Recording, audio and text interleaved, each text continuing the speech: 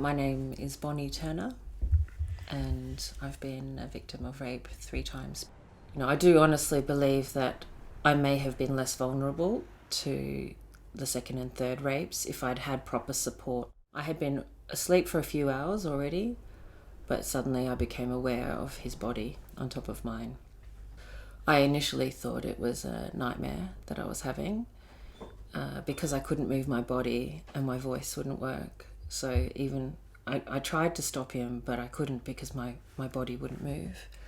I just kept on saying to myself in my head, Bonny, move, And eventually my arms kind of swung into action and I shoved his shoulders with both of my hands away from me and I shouted out, "Stop." He messaged and said, "I know I made a huge mistake. I shouldn't have even tried." So even though he didn't use the word rape and I didn't use the word rape, for me it's very clear that it is a confession of rape.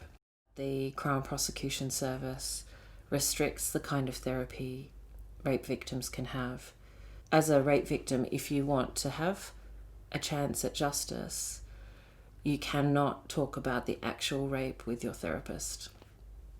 And the reason for that is if by some miracle your case does reach court, then the defence could later argue that you've been coached by your therapist. I've been diagnosed with complex PTSD.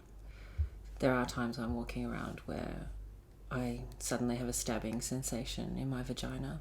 So it's with me all the time. I found out 2 years later the Crown Prosecution Service decided not to prosecute him. They say that it's his word against mine. There is strong evidence to suggest that my case was dropped among hundreds of other cases because the Crown Prosecution Service set a target of rape cases to result in a conviction.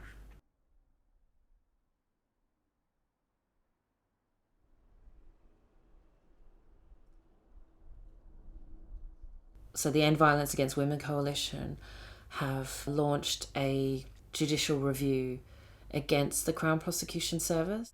But in the meantime, it's been 4 years since the rape happened and I've still not been able to talk about the actual rape with a therapist and to get the help that I need.